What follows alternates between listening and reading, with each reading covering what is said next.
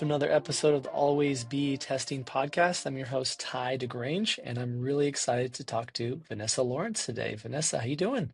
Hey Ty, good to see you. I'm well, thanks. How are you going?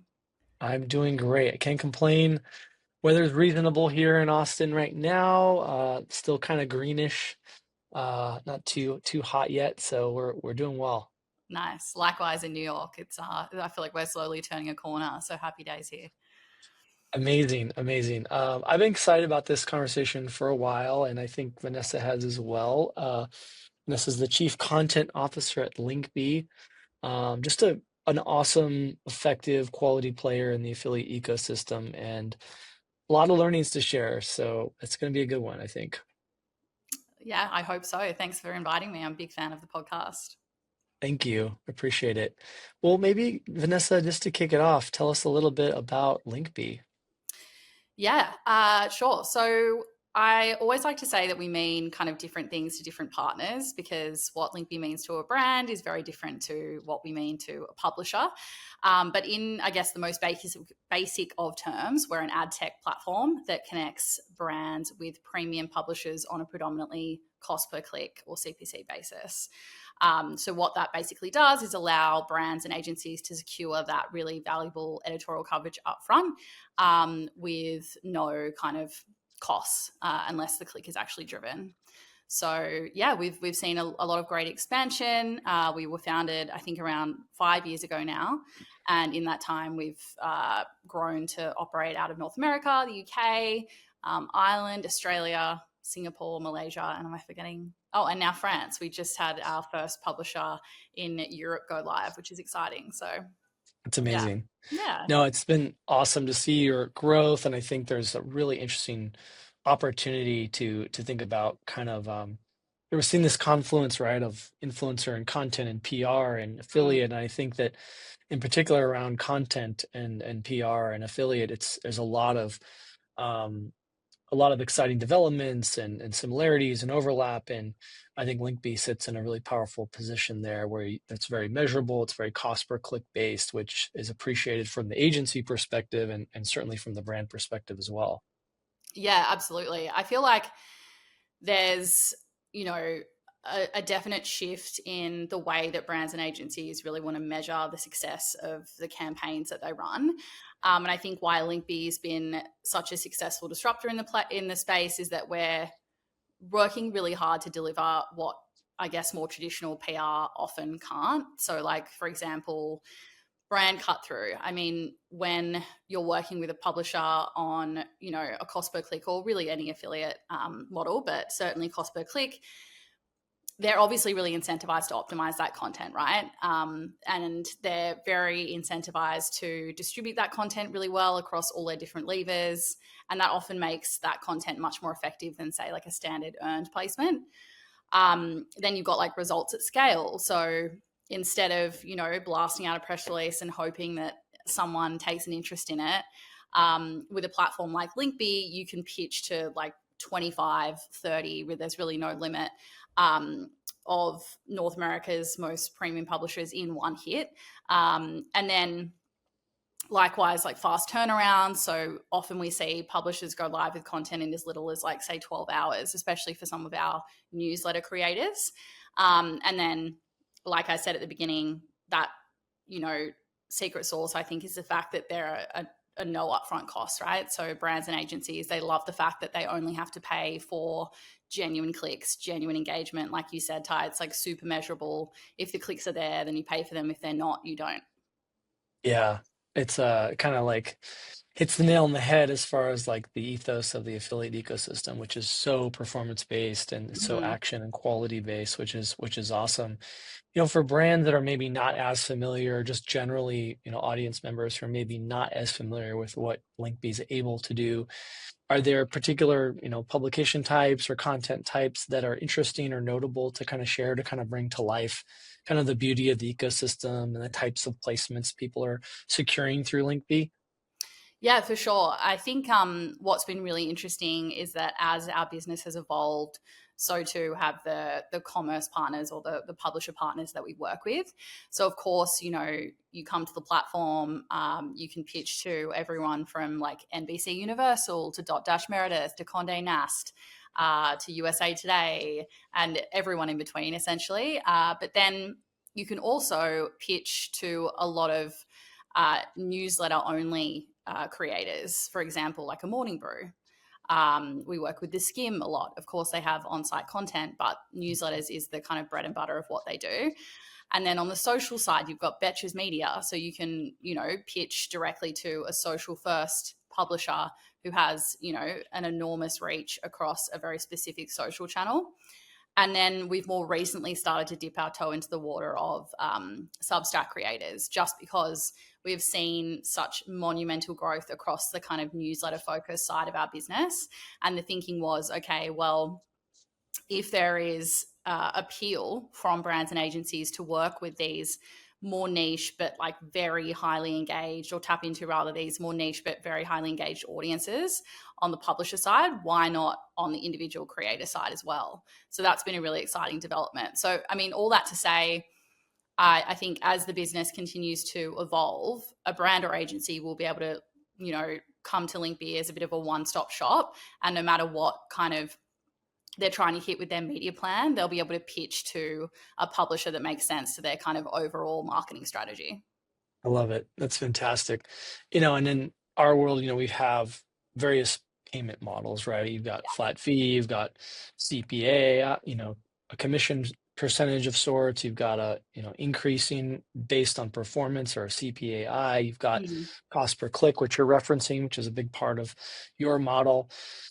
For those kind of trying to optimize and really maximize, Linkbee, do you see that it's kind of a replacement from the publisher perspective at times, to say we're going to go ahead and go for a CPC model, or is it sort of complementing? How do you think it like fits from the publisher perspective as they look at the monetization and partner opportunities? Yeah, that's a really good question. I think something that we always say is that Linkbee is not designed to cannibalize existing revenue streams, whether that's like CPA or you mentioned flat fee. It really is designed to complement those existing revenue streams. So we recommend to all of our publishers that they diversify their affiliate revenue streams. And that's more important now than ever, as you know. A lot of changes in the industry, and I think publishers have been burned in the past by putting all of their eggs in one monetization basket, so to speak. So yes, we see a lot of our publishers rely very heavily on the revenue that Linkbee drives for them. But we're never kind of saying, hey, turn away that flat fee and just do CPC or just CPA. I think the right charging model works for, different circumstances. And Yeah. that's really kind of what we try to educate our publishers on, and on the brand side as well, right? We're not sort of saying, hey, replace your entire media strategy with CPC. It's really important for brands to experiment with different models, whether that's flat fee or CPA or CPC. And we're happy to obviously play a big part of that. That's awesome. No, it Yeah. definitely, I think it just, uh, preaching to a choir to some extent, when in a good way. Obviously, the name of the pod being always be testing. You're talking about that experimentation and kind of enabling brands and publishers to think of it that way, and to be very, thoughtful about diversifying as well. So diversification and experimentation are kind of really central to how we think about things. And I think you kind of have to be in this day and age in performance marketing in general, right? Completely. And that's why, I love the podcast, because I always, whenever I listen, I come away with it, the kernel of like a new idea. And I think that what's been instrumental, I think, to Linkbee's growth, particularly on, say, the publisher side, is publishers being open and willing to test the concept of CPC.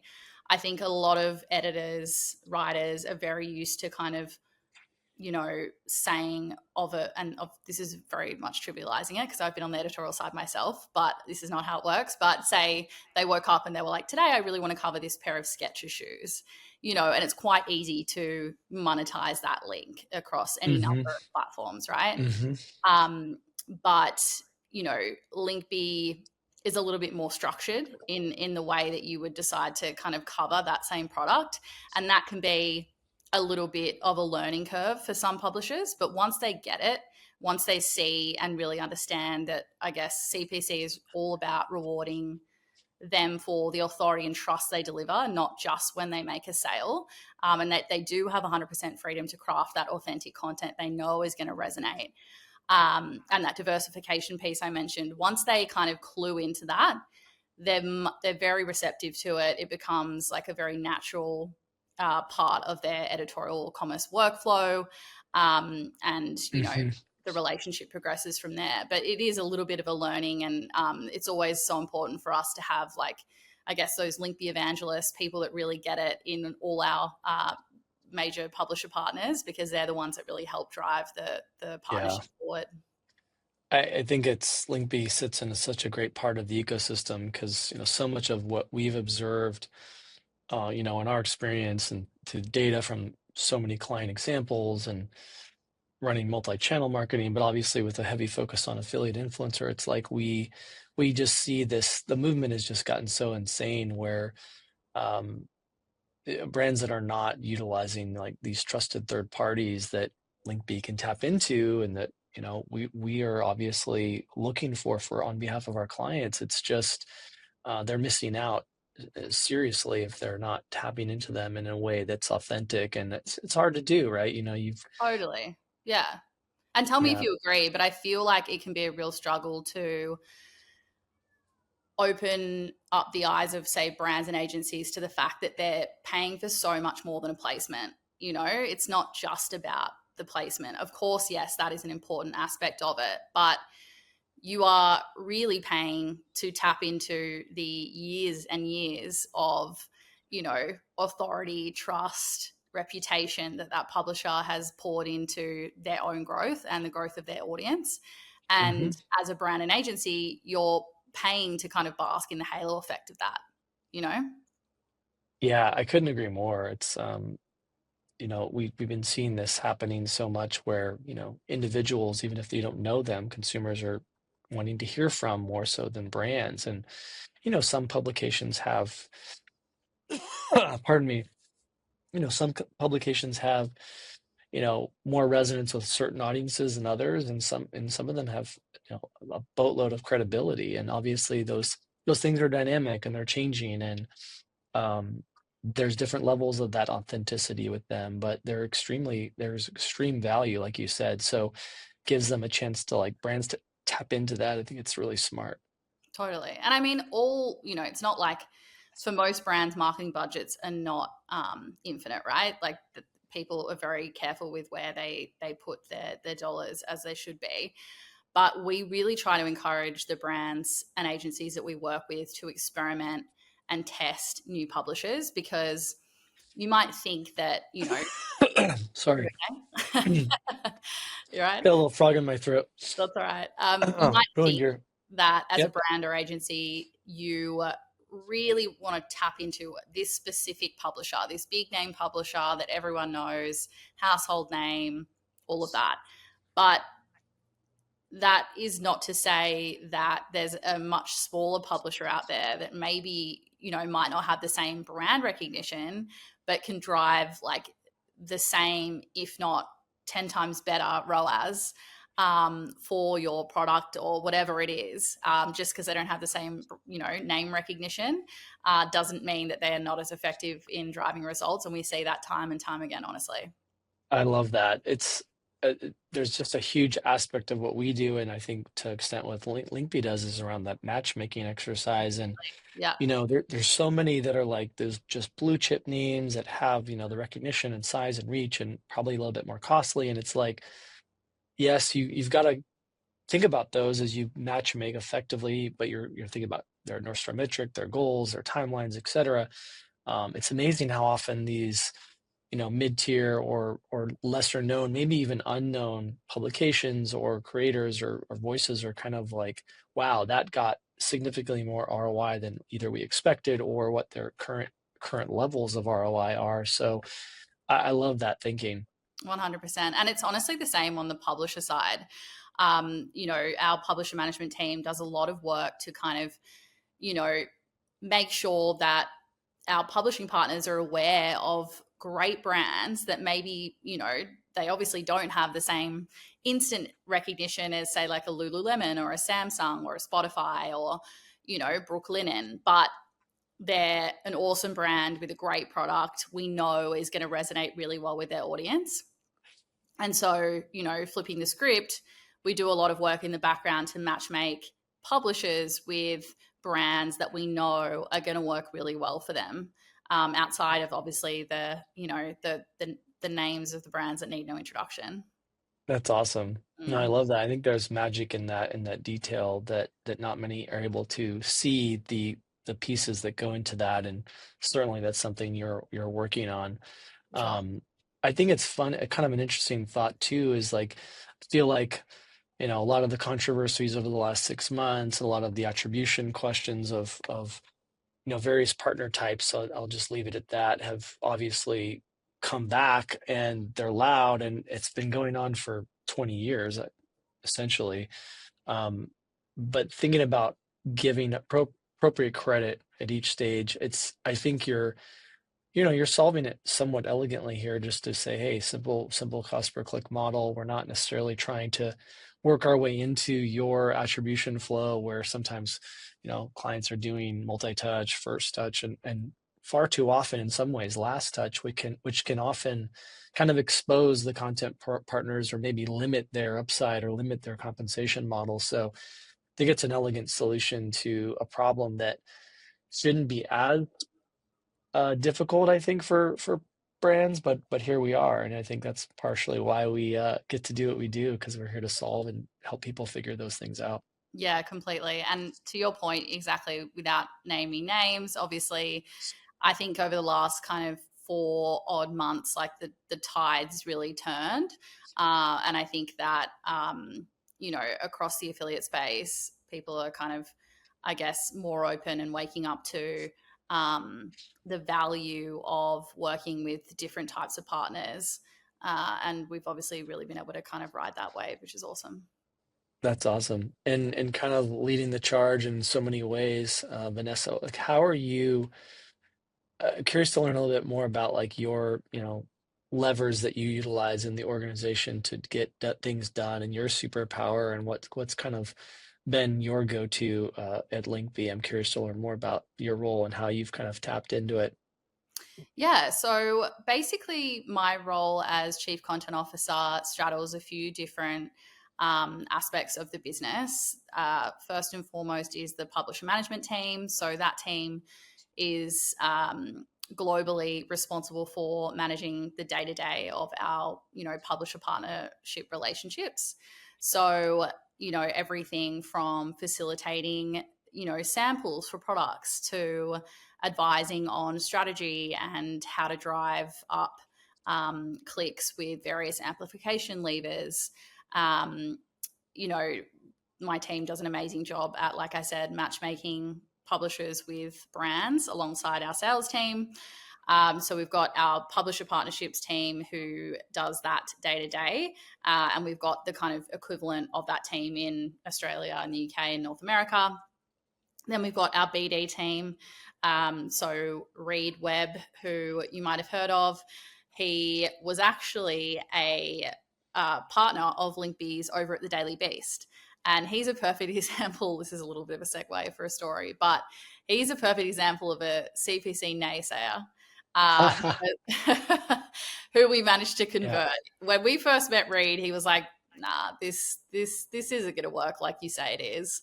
And then we ran a campaign with them that absolutely blew the roof off. I think it did like 40K in click revenue for the Daily Beast, and he was just absolutely gobsmacked. And then from that time on, he was a true Linkby believer, so much so that when we were hiring for the BD role, he put his hand up and really wanted to join the business. So I think that's a really nice story because it speaks to, I think, Yeah, the growth of the business and the relationships we have with our publisher partners. But anyway, so he leads up that's great. BD. So that's obviously helping existing publishers who could be doing more grow, and then onboarding new publishers, of which there are, so many all the time, especially now we're dipping our toes into Substack. Then we've got our performance marketing division, who essentially for publisher partners that are opted in, drives incremental clicks through Meta using paid spend. And then last but not least, we have an in-house content team. So they support the output for one of our products, PubFeed, which is kind of our answer to like an end of page monetization module. So they populate that, and they also help create content for publishers that might want to make a business case for doing more CPC internally but don't have resource. So a little bit of a kind of plug and play department there for a lot of our publishers. So basically, when you combine all of those things and, then obviously overseeing like North American operations, what you really get is, I think a little bit of everything. I love how diverse my role is. I love having oversight into kind of both aspects of the business, that being kind of publishers and advertisers. And yeah, I've been with Linkby going on 3 years now, and I moved here to New York from Sydney for the role. So it's definitely been a roller coaster for sure. Yeah. Wow. That's really, really cool. There's a lot that you're taking on and a lot to be proud of you've achieved in terms of your career and also the role currently. And it's cool to hear the ins and outs. I mean, that story around Reed is really spot on because it just shows that for someone to be able to have their opinion change it takes a meaningful amount of things to happen to do that, and then for them to invest at that level is really cool. And so for the organization and the team to achieve those things, to get an evangelist like that and to have others similarly going in that direction, it's really exciting. So I love that. For sure. And I think, yes, it speaks to Linkby's effectiveness, but I also love the fact that it speaks to, you know, our team and the people that we have in our business, that outside partners would want to join and be part of that. And I know that the same is true for your business as well. It's so much about the people who help, drive the business forward every day. So that's, really important for us to maintain. That's amazing. In your career, and then obviously there's been so many good learnings with Linkbee. Are there any, experiments or learnings that have jumped out at you in the testing Mm. philosophy that have been maybe interesting or notable that you want to share with the audience? Yeah, that's a good question. I feel like um, for those who don't know, essentially the way that Linkby works is that brands will come to us with a specific objective in mind. So maybe they are launching a new product, or they are after a first person review, or maybe they're just looking for a general brand awareness campaign. They'll come to us, they'll put together what's essentially a press release, what we call a campaign brief. They'll nominate their CPC, the timing of their campaign, and from there they'll be able to select from our publisher network in terms of who they would love to work with on that campaign. So then once they submit, that campaign goes into the selected publishers' dashboards. They review the opportunity. They see whether it's something they can, authentically write about, that their audience is going to care about. And then from there, they accept the campaign, create the content, monetize with the Linkbee link, and off we go. But about how long would it be now? Maybe 8 months or so ago, 6 to 8 months or so ago, we were thinking, okay, well, at the moment, a lot of control lies in the hands of brands because they're the ones who are making the publisher selections, right? So oftentimes we see brands pitch to the same kind of publishers, and we mentioned this, we spoke about this before, but kind of re-educating and saying, hey, you might love the sound of this publisher's audience, but what about this, and this publisher's audience? But you can only do so much, right? At the end of the day, it's at the brand and the agency's discretion.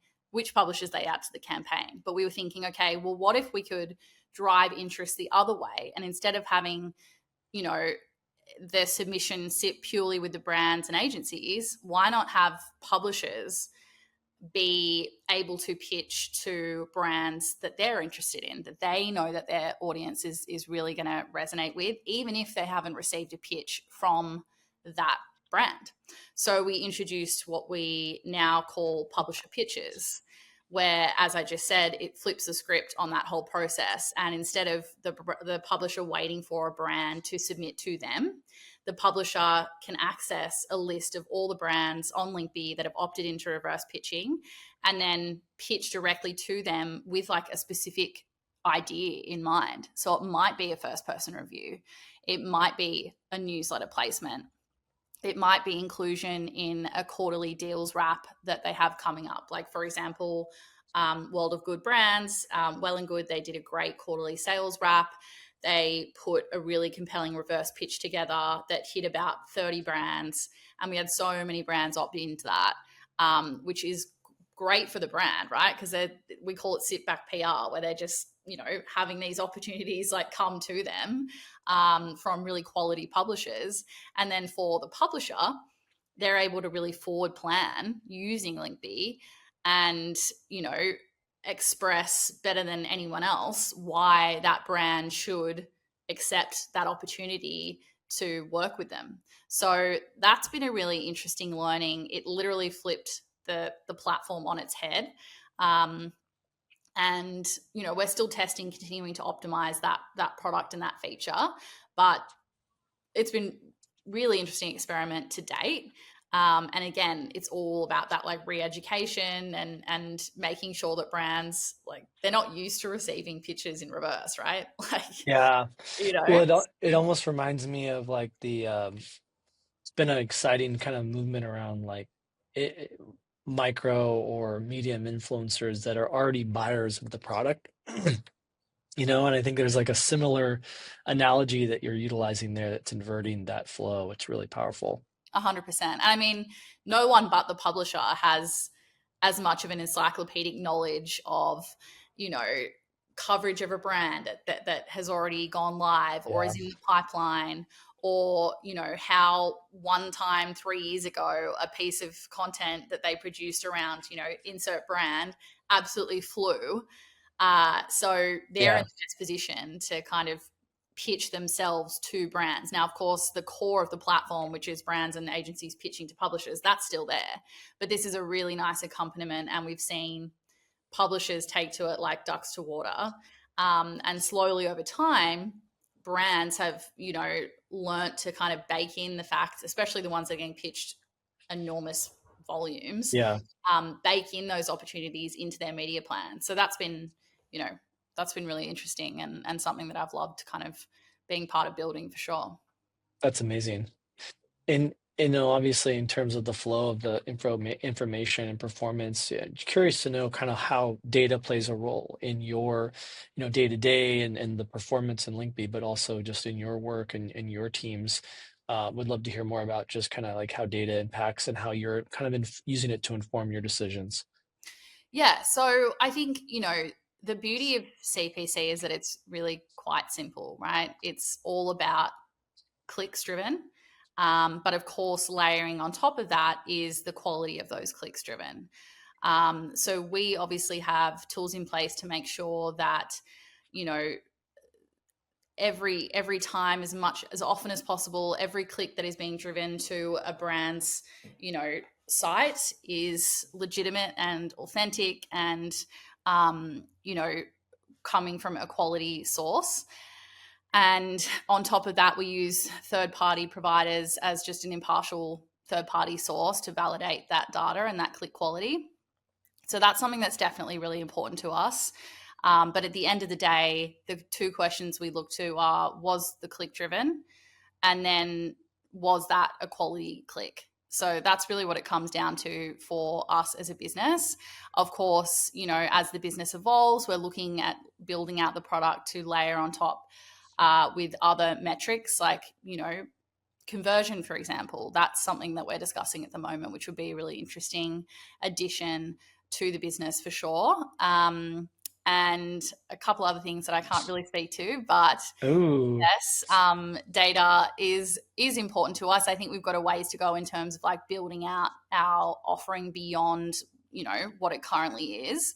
But it's definitely in train. beautiful. We'll have to talk more about that offline. Absolutely.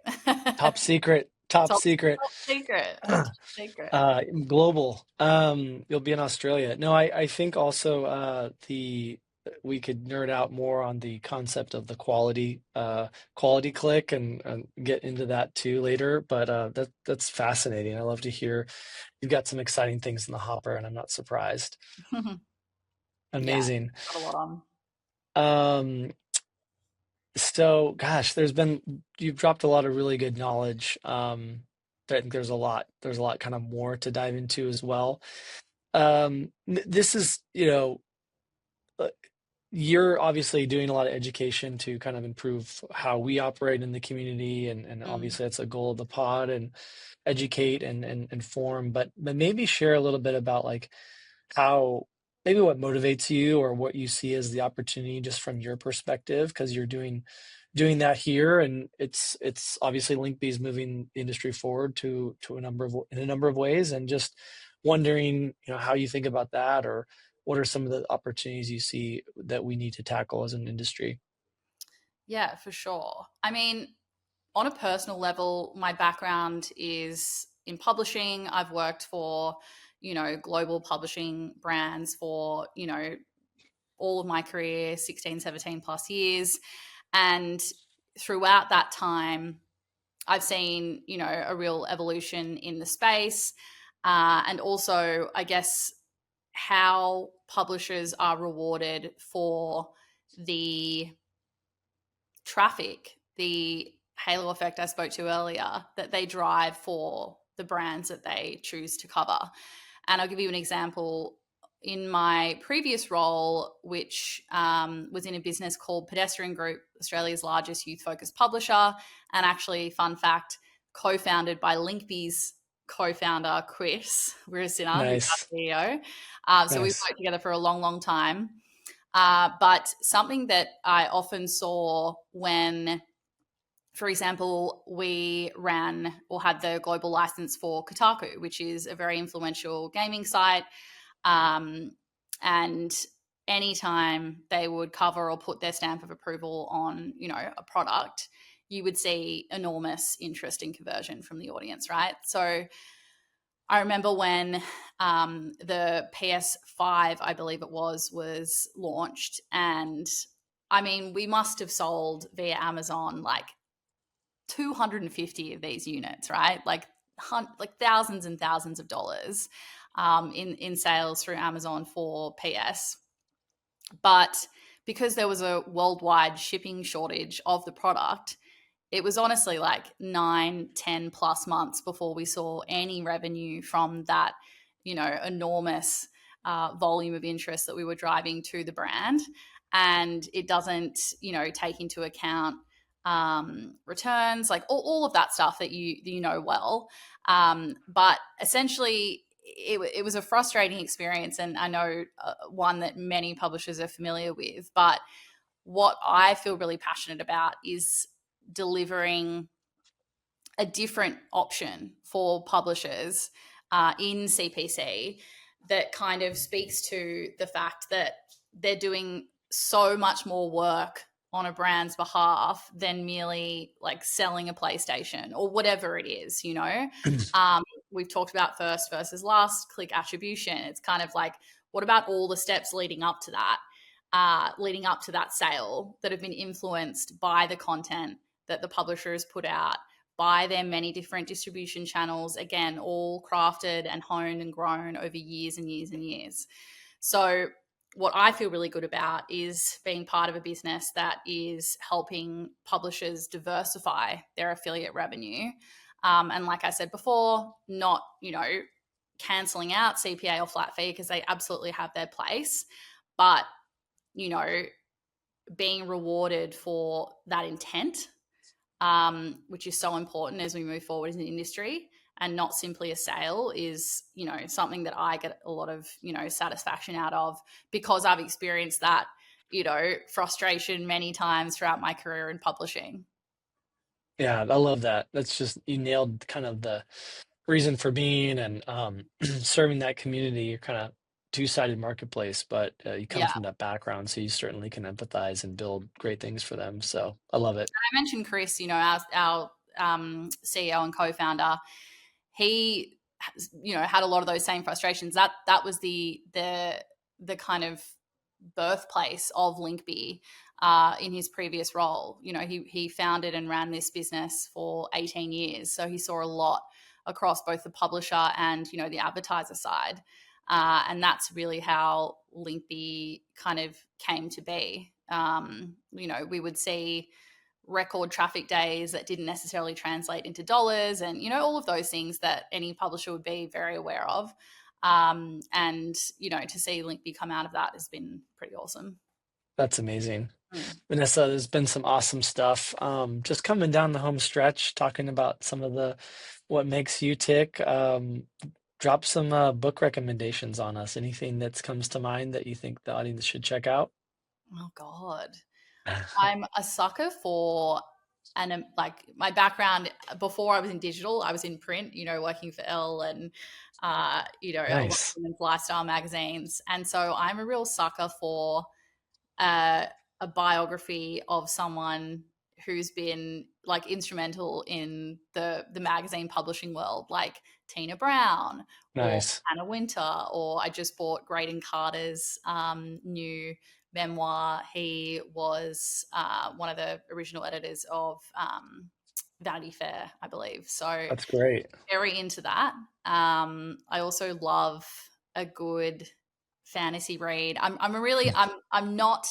I have no type when it comes to the books that I pick up. I love a good recommendation. We have a very Yeah, active Slack channel at work. Where nice. people are sending through like recommendations all the time, and Love my it. my TBR, my to be read pile is just enormous and stresses me out. Yeah. I look over it every day. Uh, It's about to come yeah, down. There's so many on it. I love it. I'm the same way. And I'm a big bio fan myself, Yeah, biography, and I think like I'm glad that you brought like, fiction into it too, because it's like it makes it, I like to it's go not one all about work. like I like a nonfiction, then mix it up with a fiction, back to nonfiction. So I dabble in all genres, I would say. That's If awesome. you have a Very recommendation, cool. let me know. Yeah, I will. I will. I'm sure I just finished Don Adams, and I enjoyed the presidential stuff. I'm a history nerd, so Nice, but yeah, no, we may not have the overlapping Venn diagram ideally, but maybe I'll find something that's it's realistic, reasonable to share. for sure, for sure. Any favorite trips of all time, or any travel suggestions? It seems like you're pretty well traveled. Yeah, I 10 out of 10 recommend Switzerland. I feel like I went there last year for the first time, and it's one of the few places where I feel like the social media hype like does it even do it justice? I was looking around everywhere I went, being like, how is this place real?